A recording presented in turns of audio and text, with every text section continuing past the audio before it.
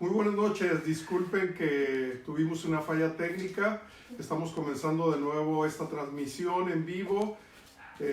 A partir de mañana esperamos comenzar a tiempo, sin problemas técnicos, y esta semana se titula Amor escrito con sangre.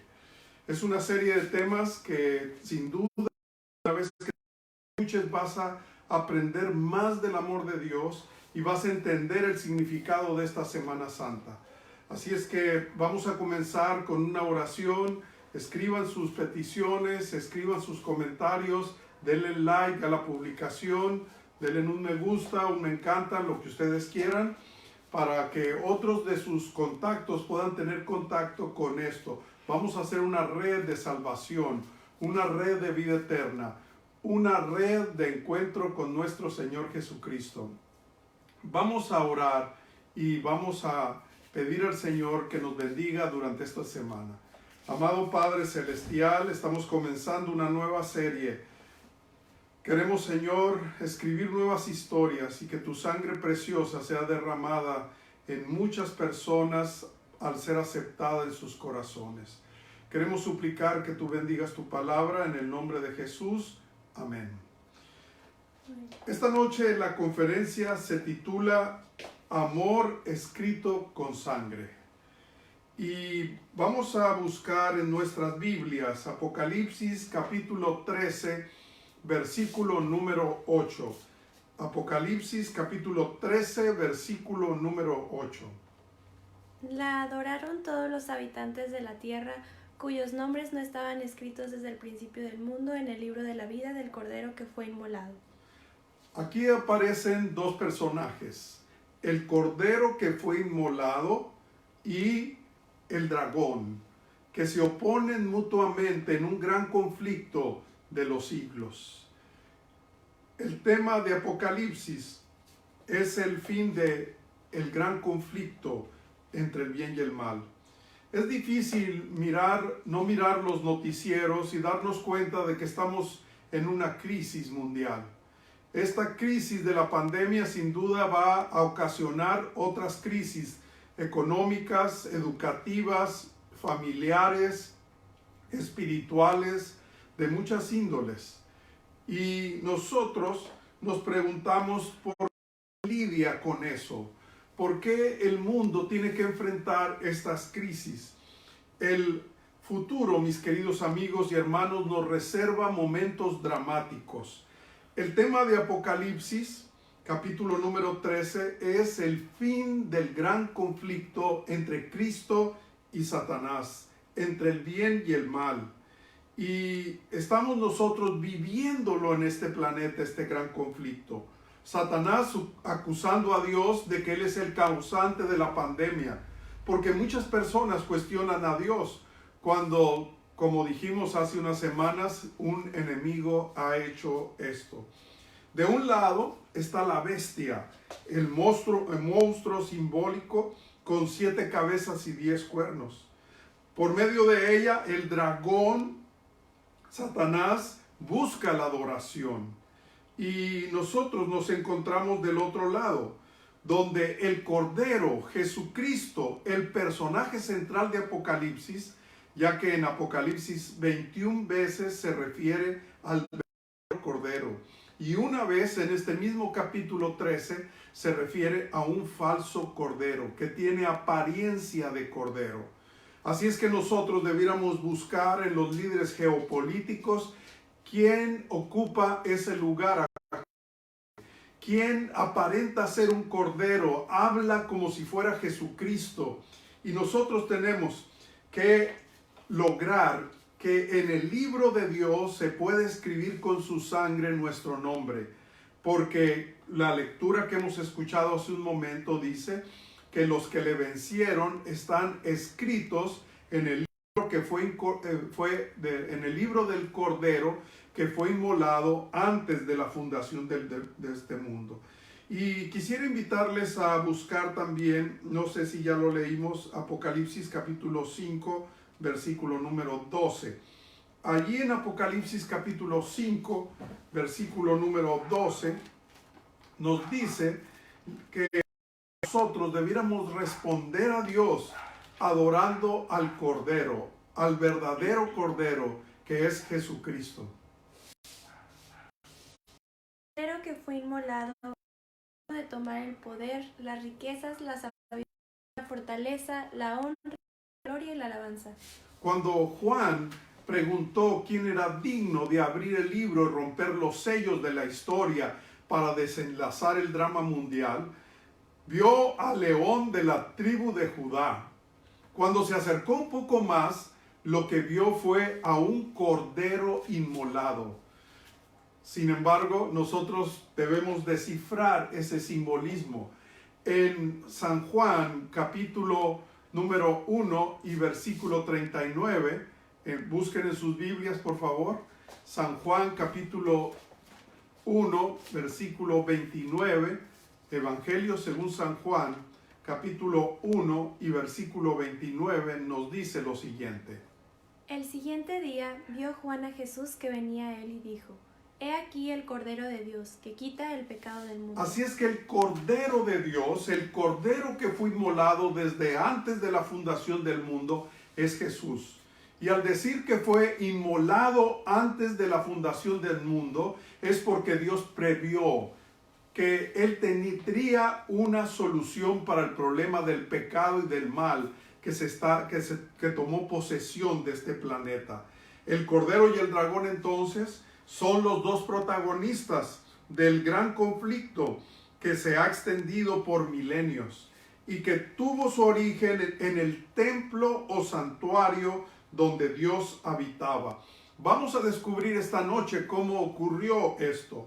¿Dónde habita Dios?, se preguntarán ustedes. ¿Dónde habita Dios? Yo les quiero decir esta noche que existe un santuario en el cielo. Existe un santuario en el cielo.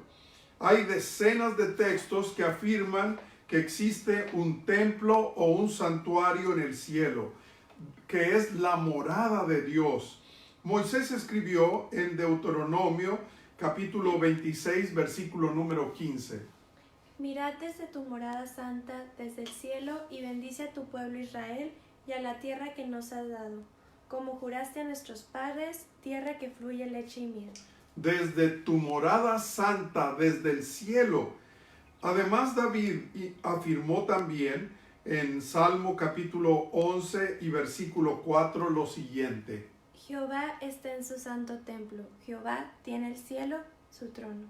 Así es que Jehová está en su santo templo. Hay un templo en el cielo, un santuario en el cielo, donde Jehová tiene. Salmo 102, 19 y 20. ¿Qué nos dice? Está en la pantalla. Porque miró desde lo alto de su santuario, miró Jehová desde los cielos a la tierra para oír el gemido de los para soltar a los sentenciados a muerte. Así es que Dios oye desde su santuario. Hay un santuario real en el cielo que es su trono.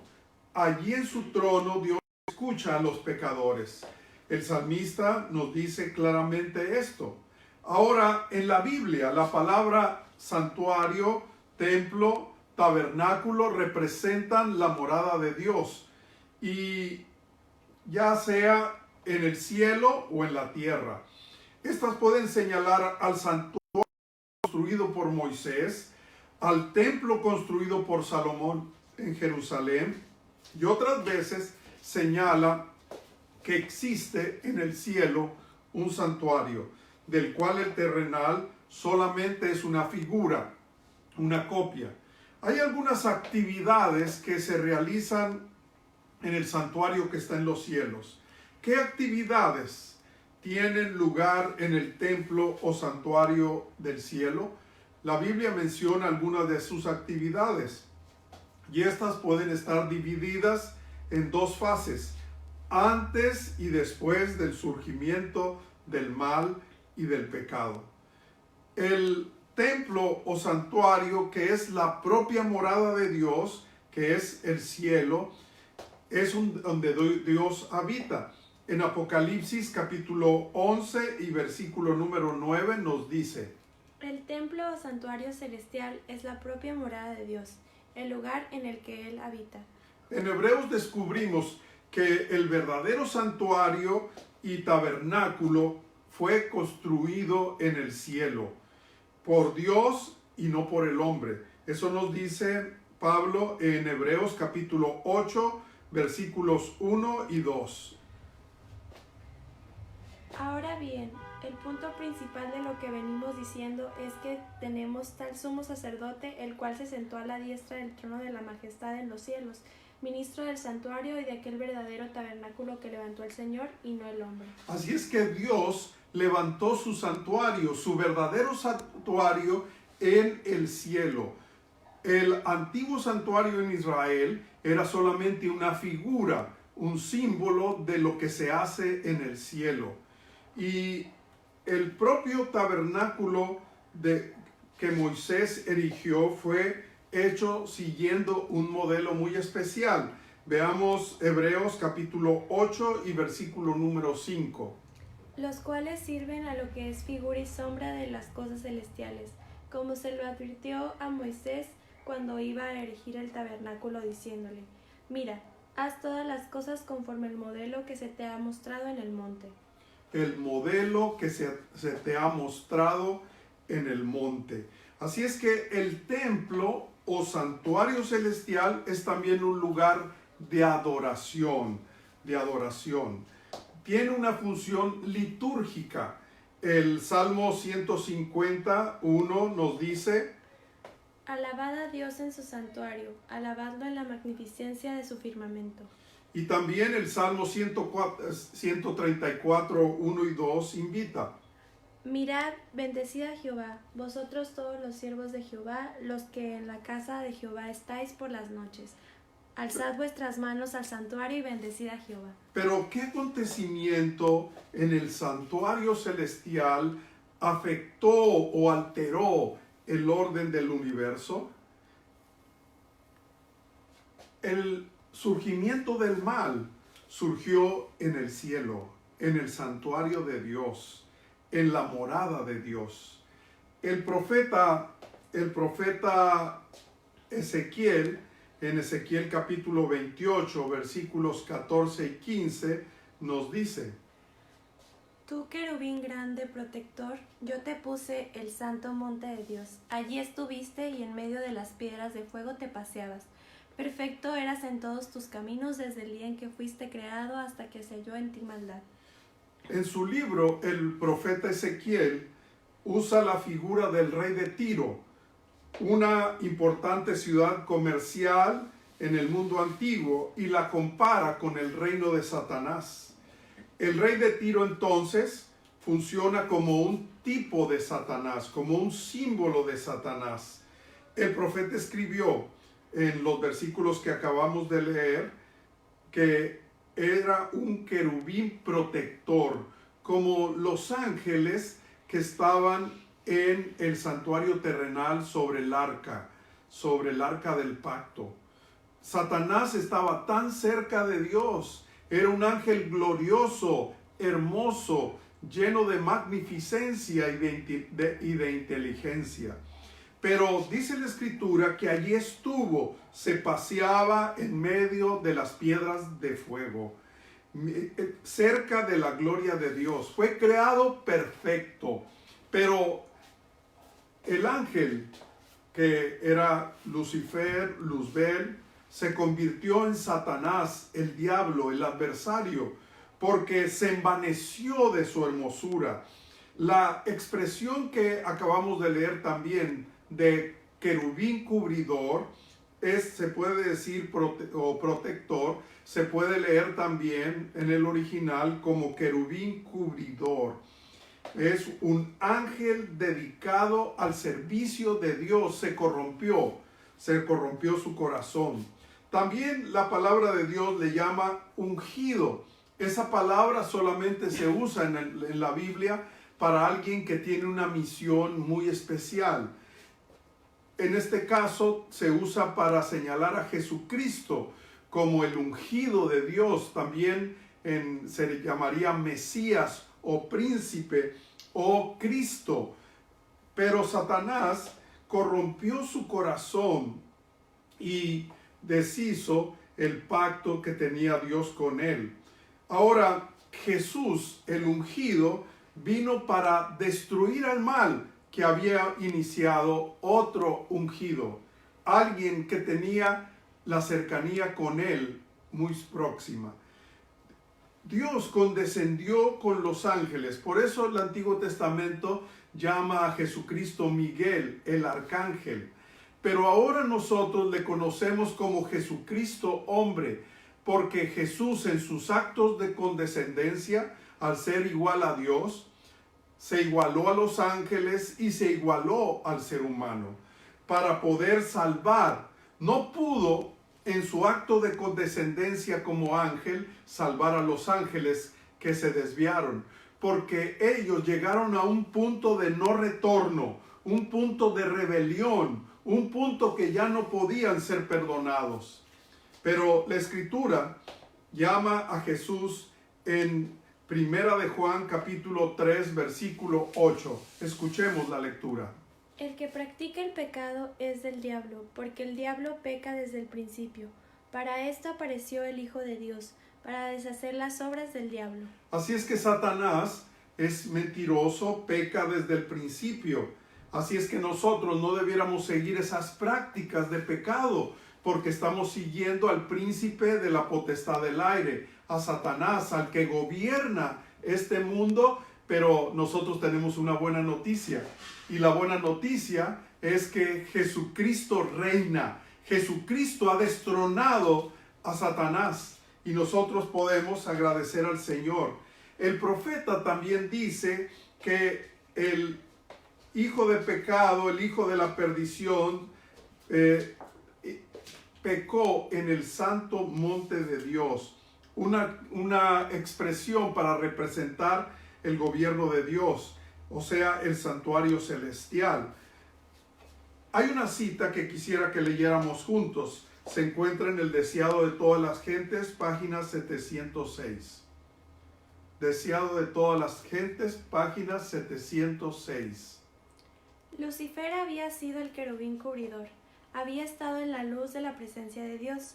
Había sido el más alto de todos los seres creados y el primero en revelar los propósitos de Dios al universo. Misteriosamente, el mal comenzó a surgir en el corazón de este importante ser angelical. La Biblia por eso dice que la iniquidad, el pecado, la maldad es un misterio. No tiene explicación. Tiene explicación solamente en el hecho de que Dios hizo seres libres, que no están obligados a obedecer, que no estamos obligados a ser esclavos de los designios de Dios. Somos libres. Se ha puesto delante de nosotros dos caminos, la vida y la muerte, la bendición y la maldición. Nosotros tenemos que decidir qué camino vamos a tomar. Satanás, dice Ezequiel capítulo 28 y versículo 17. Se enalteció tu corazón a causa de tu hermosura, corrompiste tu sabiduría a causa de tu esplendor. Así es que el mal que había surgido en el corazón de este ángel tenía que ver con una admiración a sí mismo, con el orgullo, con la exaltación propia. Así es que todo aquel que practica el orgullo es del diablo. Todo aquel que trata de exaltarse a sí mismo se aleja de Dios, porque nosotros fuimos creados para dar honra y gloria a Dios. También añade en el versículo 28, no lo vamos a leer, que hizo tratos comerciales, contrataciones le llama allí. Y en el versículo 18 yo lo voy a leer: con tus muchas maldades y con la iniquidad de tus tratos comerciales profanaste tu santuario. Así es que aquí relacionan las escrituras a el gobierno de Tiro con el gobierno de Satanás. Ha negociado, ha influenciado en el ser humano para que compre su producto, que es el mal, que pruebe una mezcla de bien y de mal, una mezcla de mentira y de verdad. Esa es la especialidad de Satanás. Por eso es que es capaz de manifestarse como un ángel de luz. Pero el dragón, dice la Escritura, arrastra con su cola a la tercera parte de las estrellas del cielo. Eso lo dice en Apocalipsis capítulo 12 y versículo número 4. Así es que el mal surgió en él e influyó en la tercera parte de los ángeles del cielo. La Biblia dice que son millones de millones, por sacar solamente un cálculo conservador. Si dijéramos que hay 1.000.000 de millones de ángeles leales, una tercera parte ha caído, ¿cuántos demonios habrá en esta tierra? Si hacemos un cálculo, diríamos que tenemos 500.000 millones de demonios en esta tierra. Con razón, cuando Jesús intentaba expulsar al demonio del corazón del Gadareno, cuando le preguntó el nombre al demonio, le dijo: Legión somos, porque muchos somos. Había un hato de cerdos muy grande y los demonios le pidieron a Jesús que los mandara a esos cerdos. Yo no me comería una carne de cerdo que ha sido habitación de demonios, pero eso sería hablar de salud. De salvación estamos hablando esta noche. En el libro de Apocalipsis entonces nos dice que este querubín rebelde logró convencer a 1/3 de los ángeles del cielo. El resultado entonces fue un conflicto en el cielo. Un conflicto, y Satanás, dice Ezequiel 28:17, fue lanzado por tierra. Fue echado por tierra. Fue echado a la tierra. ¿Y por qué nosotros?, se preguntarán ustedes.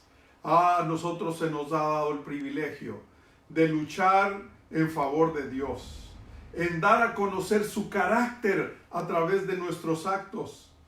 No nos lamentemos de haber nacido en un mundo como este, porque este mundo ha sido comprado con la sangre del Cordero, con la sangre de Cristo Jesús. El propio Jesús afirmó en Lucas capítulo 10 y versículo número 8: yo veía a Satanás caer del cielo como un rayo. Así es que, mis queridos amigos y hermanos, la cruz hace la diferencia. La cruz ha garantizado la expulsión definitiva de los enemigos de Dios. Por eso Apocalipsis capítulo 7 y capítulo 12, versículos 7 al 9 nos dice: Después hubo una gran batalla en el cielo. Miguel y sus ángeles luchaban contra el dragón, y luchaba el dragón y sus ángeles, pero no prevalecieron, ni se halló ya lugar para ellos en el cielo.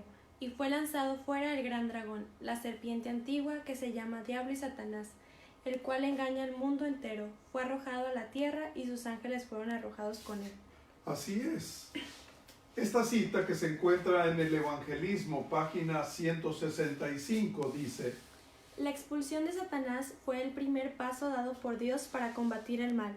Además de ser la sede de gobierno divino, el santuario servía para la adoración a Dios, pero también se convirtió en el centro mismo de la obra de Cristo en favor de los hombres. Así es que Satanás fue expulsado del cielo. Ese fue el primer paso para destruir el mal. Pero si Dios hubiera destruido la semilla del mal, esas miriadas, miles y miles de ángeles que cayeron juntamente con Satanás, tal vez las interrogantes en las 2/3 partes fieles y en todos los mundos no caídos hubiera sido: ¿tendría razón Satanás? ¿Será que esa semilla en realidad era dulce, como decía Satanás, o es amarga, como dice Dios? Dios tuvo que sembrar esa semilla en esta tierra, y nosotros hemos gustado de ese fruto. Nos hemos dado cuenta en nuestra propia experiencia que vivir en este mundo de pecado trae sufrimiento, dolor, desolación, tristeza, muerte. Es por eso que nosotros somos privilegiados si vencemos juntamente con Cristo. Pero esto nos hace preguntarnos, ¿cómo ese conflicto cósmico iniciado en el cielo afectó a nuestro planeta? Bueno, ese conflicto hizo que esta Tierra, este minúsculo planeta azul, se convierta en el centro del universo, en el centro de atención de los seres que no han pecado y de los ángeles que han guardado su gloria. La muerte de Jesucristo fue un sacrificio supremo. Pero, ¿cuándo surge esta rebelión? La rebelión surgió antes de la creación de este planeta Tierra. Surgió hace aproximadamente 6,000 años, según los datos bíblicos. El surgimiento en este mundo del mal ocurrió en medio de este gran conflicto. Y Satanás se le permitió venir a la tierra para tentar a nuestros primeros padres. ¿Qué estaba en juego? Estaba en juego el propio Señor, el propio santuario, el propio gobierno del universo. Al final, ¿Satanás tendría razón? Claro que no, ya que Dios permite que cada ser creado por Él, ya fuese ángel o personas como tú y yo, decidamos, y también hace un llamado a nuestros corazones. ¿Ustedes creen que Dios no le dio 1, 2, 10, 50 oportunidades a Satanás? Claro que sí, pero llegó el punto de no retorno. Yo te invitaría a que no llegue ese punto en tu vida en que ya Dios no pueda hacer nada por tu salvación. Saben, mis queridos amigos, después de todo, solo existe amor donde hay libertad. Nadie puede ser forzado a amar. Dios no fuerza ni engaña a nadie, pero en la tierra, nuestros primeros padres, Adán y Eva, sí fueron engañados por una marioneta. Satanás utilizó una serpiente, un animal que entonces no era repugnante y temeroso como lo tenemos hoy. No era un animal que le tenían miedo.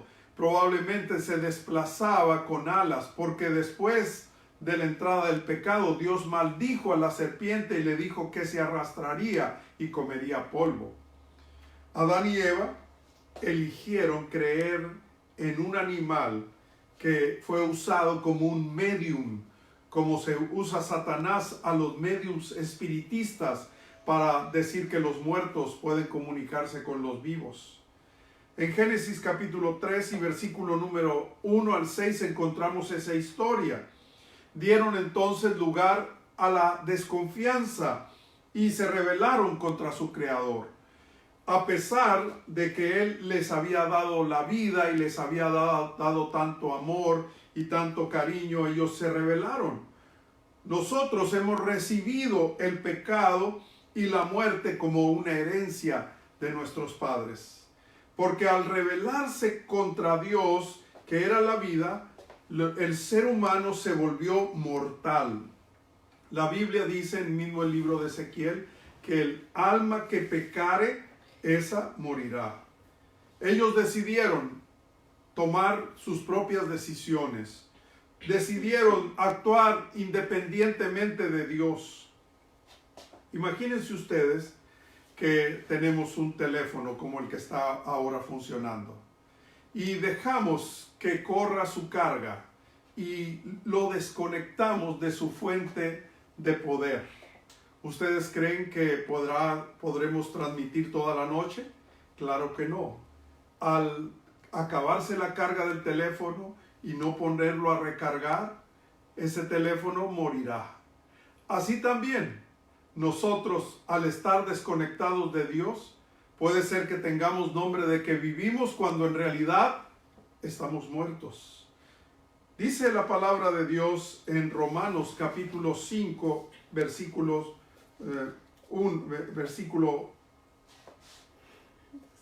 Creo que tuve un error aquí de dedo, pero debe ser el 12. Por tanto, como el pecado entró en el mundo por un hombre y por el pecado la muerte, así la muerte pasó a todos los hombres por cuanto todos pecaron. Así es, la muerte ha pasado de generación en generación. Pero Dios no se dio por vencido con nosotros. Cuando surgió el mal, Cristo ya estaba comisionado para salvarnos por medio de su muerte en la cruz. Sin embargo, a pesar de la ingratitud humana, Dios siguió obrando en favor de nosotros. Por eso es que la Biblia, en el texto inicial de Apocalipsis 13:8, habla de Jesús, que es el Cordero que fue inmolado antes o desde antes de la fundación de este mundo. Así es que sin Cristo nuestro destino hubiese sido la muerte eterna. Pero Dios tenía un plan de salvación, un plan para salvarnos. Y cuando el mal surgió, entonces la gracia y el perdón ya estaban listos. Así como los bomberos están preparados para cualquier emergencia, Jesús ya estaba listo para salvar al ser humano. Dios nunca es tomado por sorpresa. Él tiene un plan, es un Padre amoroso y no se da por vencido para salvar a sus hijos. No se da vencido por ti. Él está buscándote. Él ha hecho un maravilloso plan de redención, que la propia divinidad se sacrifica por la humanidad. ¿Se imaginan esto? ¿Existe una mayor prueba de amor que su Creador venga para salvar a sus criaturas? Satanás acusaba a Dios de que era tirano, pero Dios reveló por la práctica hasta qué punto está dispuesto a salvarnos. En la cruz se reveló la ira de Dios, pero también el amor de Dios. Dios no tendrá por inocente al culpable, pero si el culpable se arrepienta, confiesa su pecado al Señor y acepta su salvación, el Señor puede hacerlo una nueva criatura. Ah, mis queridos amigos y hermanos, en Jesús y su sacrificio, la gracia solo fue manifestada, pues existía desde siempre en el corazón de Dios y dentro de sus planes. El apóstol Pedro declara que hemos sido salvados por la sangre preciosa de Cristo. Él estaba destinado desde antes de la fundación del mundo, pero se ha manifestado en estos postreros tiempos por amor a nosotros. El propio Hijo de Dios se ofreció. Por eso dice San Juan 3:16, porque de tal manera amó Dios al mundo que ha dado a su Hijo unigénito, para que todo aquel que en él crea no se pierda, mas tenga vida eterna. La provisión es para todos, pero no todos han de creer. Espero que esta noche tú puedas creer en el unigénito del Padre, puedas llenarte de su gracia, porque Dios ofreció a su propio Hijo. En ese mismo santuario, el pecado comenzó a ser resuelto. El pecado que surgió en el universo con ese ángel rebelde ha sido solucionado por Dios. En el instante exacto en que surge el mal, la gracia divina ya estaba disponible. Es mediante la sangre de Jesucristo derramada en la cruz del Calvario, que murió desde la fundación del mundo, podemos tener esperanza de vida eterna. Esta semana, una como hoy, cuando Jesús entró triunfante a Jerusalén y pensaron que se coronaría rey, se coronó el fin de semana con una corona de espinas. Ese Jesús que fue aclamado, Hosana al Hijo de David, Hosana. Esas mismas voces dijeron crucifícale, crucifícale. En realidad fuimos tú y yo quienes crucificamos al Hijo de Dios. Por eso el amor de Cristo debiera constreñirnos, debiera impulsarnos, debiera motivarnos. El amor de Cristo es lo mayor que Dios ha dado.